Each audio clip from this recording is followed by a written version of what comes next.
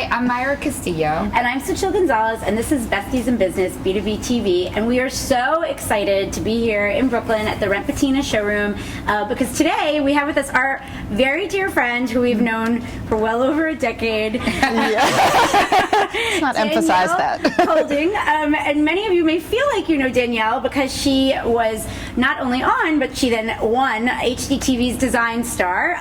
She is the owner of Danielle Clothing Design, based here in New York, and we are so excited. We get to do this. We actually get to do this whenever we see Danielle, but now we're doing it for on you. camera. To talk about business and being a creative in business, and we want to hear all about kind of how you got into this field and all about Danielle Clothing Design. My business is a residential and commercial interior design firm. I do sort of full-scale projects from concept to completion for both residential and commercial projects.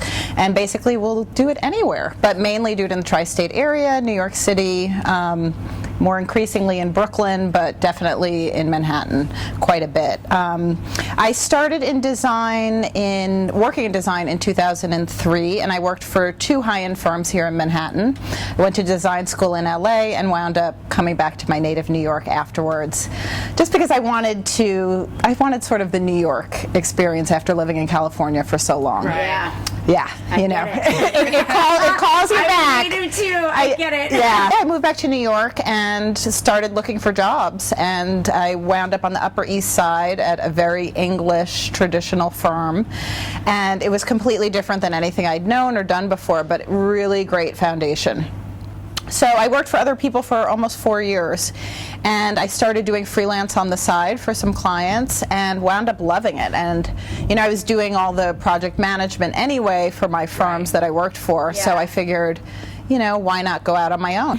You have an eponymous brand, and in this age of social media, like, people really, like, it's like every aspect is simultaneously your life and yet it's marketing. Exactly. Which, like, is like, I try not to overthink about because then it makes me feel weird. But like, but like, so how true. do you manage it? Because, especially because, like, I mean, I'm not going to say like I can go around looking crappy, but like, it's like we still are in the business of like people's weddings looking great. But you're like I am about style, and you're selling style. So do you ever feel like pressure and like Yes. I have to say the first time it hit me was right after I won Design Star, and when I'm in my neighborhood I look crazy. You know, I'm in like sweats, bun, and I don't really think about. You know, I go to the bodega and I don't think about who's going to see me. Yeah. And I remember walking my dog. It was literally like right after I won. They just started promoting the show, and so they had all these things on HGTV. And apparently, in one of the clips, I said something like "Say what" or something. And so I'm walking my dog, and some woman like runs up to me and "Say what? Can you say it?" And I was like full crazy. And I just thought, oh my God, my life will never be the same again. Talking about sort of the Design Star and the HGTV, I think a lot of people when they start out are like, if I get a show, like that's it, like it's gonna be over, and like I've made it, and you know, and there's still work, as you know, to be done after. Talk to us about sort of some of the opportunities that winning, not only being on the show, but winning the show brought, and some of, you know, some other things that maybe were not expected that it also brought. Well, it's funny with TV. I never really thought about doing TV, and a friend of mine really convinced me to go out for the show. And so when I did it, it was all was very natural. It wasn't this sort of big dream that I always had, which I think is probably why I was successful, because I didn't have all of these expectations or this huge desire. It was just like, okay, like do the next thing and the next competition and be creative in the moment. And so it was really natural, and I loved the experience. You know, interior design is a very sort of upper echelon. It's about, you know, sort of designers don't really market. Totally. They get published, you know, you sort of get published in the right publication, you know, the right people, but it's all about keeping it very sort of upper echelon.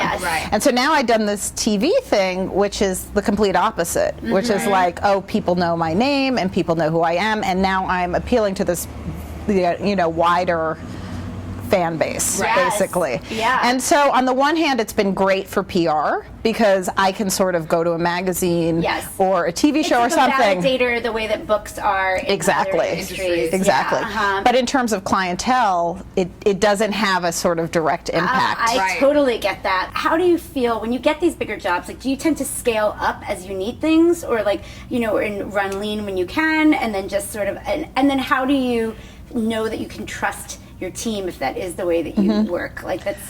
Yeah, that I've gone through sort of every level of having an office and a staff and everything, and especially in 2008, like right before the crash and everything, I had like 3 people in an office and like huge jobs on the horizon, and all of a sudden everything just halted. Yeah. And so that was a huge learning lesson, but I went through that again and had an office again and more staff and payroll and all of that. And what I've realized is the leaner I keep things, the sort of better off I am. And I go through these phases of sort of not wanting to do everything because it's very draining to sort of manage everything and be the creative force and do everything. But I realize over and over again when I sort of am sort of at the helm, things just run so much better. And then I have to scale down in different ways. And it becomes sort of saying no to jobs that really financially don't pay off. Right. And I think coming to that point, first of all, realizing it's a luxury business, and secondly, realizing I can only be stretched so far, and it's better for me to take on 2 bigger jobs than to take on 5 small jobs because it's the same output. Totally. And saying no. Definitely. And it's terrifying to say no. Who knows what big job is going to come next, and I just have to sort of have faith that all of this press and PR and stuff that's happening and getting put in in Elle Decor, the right publications, is going to lead to the next thing. And you are in a very similar position to us where, because we are in luxury services, you're not getting, like, we're not getting a person a day who's like a realistic We're not selling client. volume. Right. So I think that it's important to say when we're saying no, you cannot have like a potential real client in like weeks, or you know what I mean? Oh yeah, it's and it so is it's very scary. because in that moment I always feel, and I mean this has happened to us, but I'm always like, no one's ever gonna call again. Yeah, you know what exactly. I mean? Oh my gosh, we've like called the phone company and been like, it's the phone company. That happened once. And I'm proud of it. Testing. Are you sure?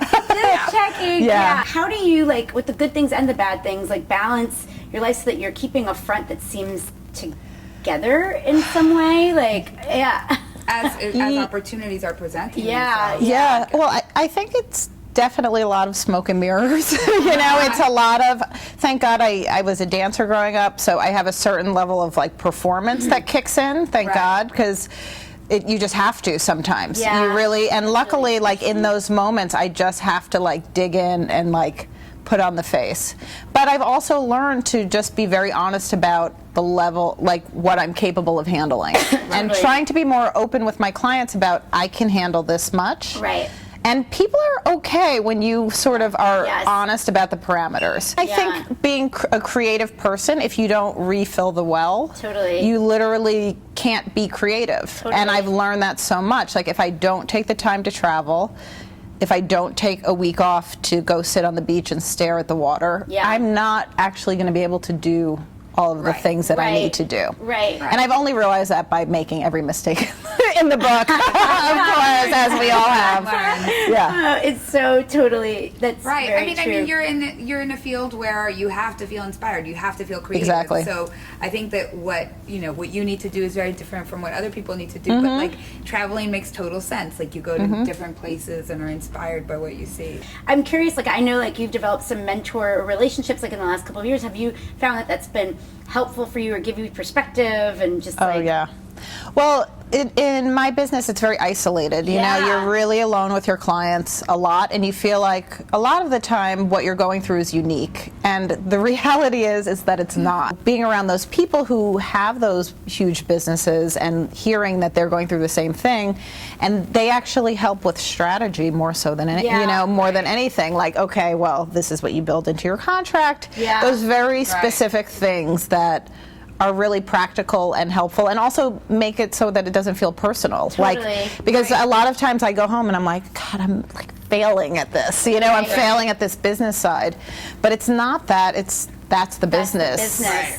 I think it's super important for, like, especially when you're doing something that is how to, like, you're a sole proprietor and you're in the creative field. Like, it's super important to seek those relationships out because I feel like otherwise I feel like you feel like how do I get through this? Like, Yeah, you know, I'm absolutely. alone. And the truth is, I think you're really right. Like, we're not living these lives that are that much different, which is part of why we want to do this. I mean, as business owners, I feel like we all encounter a lot of the same types of situations. So, especially in your own field, like we have peers that we talk to all the time about like, what people are seeing and what's working, what's not, right? It makes you feel less like isolated. Yeah.